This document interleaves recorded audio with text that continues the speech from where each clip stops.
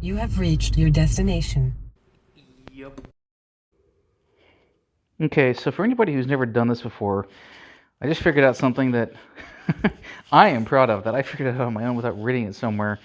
Um, Seat pan bottoms are done, and they're placed in accordance with where they need to go. So the seats have a inward slant upwards on each side, right?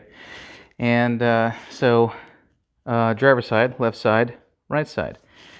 Um, I wasn't sure how the seat pans fit correctly, and why one had a lot of area down here cut out and less so there, and on and on.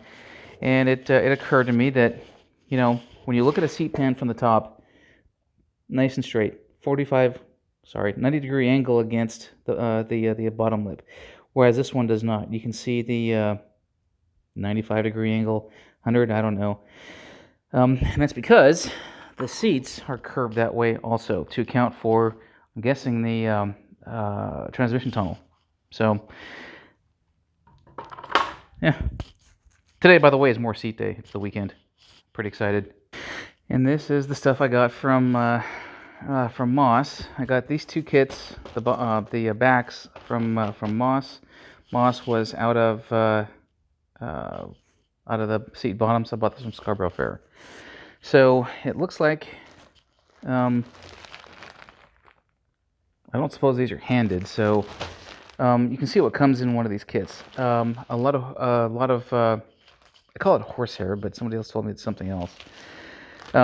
This is the actual, what you put the seat up against. This goes on the back, I think. Find out as I do some more research. This, of course, goes in the cake pan. And this goes in the cake pan, and these go directly over that. So I'll have some figuring out to do, as it were, for the rears, but that's not tough. There's a good write-up online I've seen. And we'll get started.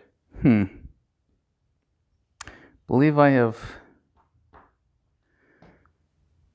dorked this up a little bit. I do believe that the curved portion that you see on your left side should go on that side. So, I need to take this skin off. Damn.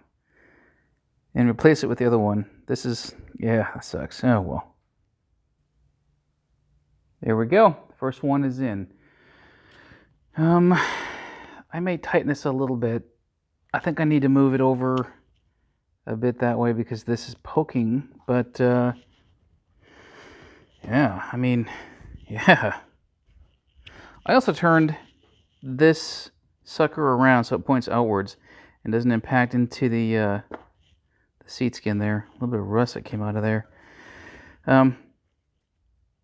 Yeah, so I'll probably Zorch that off with my my Dremel so it doesn't protrude.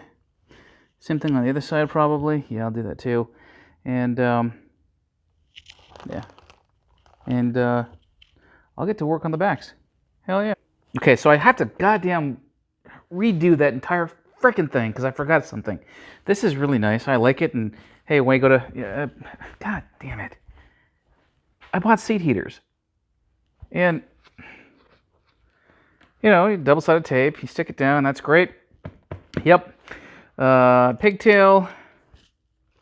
More pigtails. Receivers. Silvery stuff. I don't know. And instructions. I didn't do this on the freaking seat pan. On the other one. So I gotta freaking pull it apart. God damn it. Oh well. So here we go. I'm gonna start on the right side one, and I will include my seat heater.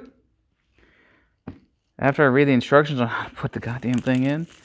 Son of a bitch. That's like 3 hours wasted while I fiddled with things and different skins, and oh, this works, this doesn't work. Now I have to put the seat skin in. And, Okay, so oh well. All right. next step, the seat backs. I've got these, I'm going to call them horsehair pads because I don't know any better, and horsehair is what's used on Mercedes. Mercedes was the last one that's kind of a major interior redo I did. Come to think of it, when horsehair pads kind of fall apart, they fall apart into dust. So, this is roughly where it'll be positioned. I've not tacked it down. It's got a little bit of a gluey adhesive, and A little bit of area there underneath to fit the seat bottom. You'll note that I'll need to trim this thing a little bit anyway, at least on the corners on the top here. I'll probably keep it as wide as I need to and just trim along here, right? Do it right there. I also have these, and I believe, kind of fiddling with this. This goes around the front and back a little bit. But in reading some stuff, I found that there's supposed to be some sort of a cardstock almost, or a cardboard surround on the back. And I wasn't sure what the hell to do with that, so I bought these. Yoga mats. I bought 2 of them for about $12 at Walmart. Yeah. And I'm going to hot glue probably these things onto the back frame, if I can find my hot glue gun. And yeah, so I guess I'll do that first. Okay, let me show you what you're looking at here. This is the yoga mat. I bought 2, but really I just needed 1, I think. And I have sewn it and glued it onto the back of the frame. Sewn it using this. Goddamn. This is good stuff, man. I forgot that I had this. So, yeah, check it out. I'm pretty proud of myself for being so goddamn clever. Doesn't look good, but you'll never see that. So, yeah, screw you and you're being judgmental. I'm not being judgmental because on the back looks pretty good. All right, so over this, if I understand correctly, is going to be this pad here. Well, not over this, actually on the back of it. Sorry. Here. The front of it, right? And then over that will be that pad there. So I have a little bit of trimming to do. I'm going to probably sew this on in a few locations just so it doesn't flop around onto here, and that'll be the next step. Okay, I'm done here. Had a little bit of a trimming. That's where we got trimming there, and excuse me, and there it is so far. Again, this horsehair pad, whether it's horsehair or not, is kind of just sewn on with fishing line. I have the back of this stuff stapled to the rear thing, so this is on nice and tight. Ignore that. That's not, yeah. We'll just think that's tight. What's next is this stuff. Nice and fuzzy. Just so you know, this stuff here is really, it's impregnated with some sort of a rubberized compound, something adhesive, and it's difficult. If I slid across this, I'd be road pizza. If I slid across this stuff, not so much. Nice and soft. So I'll put this on.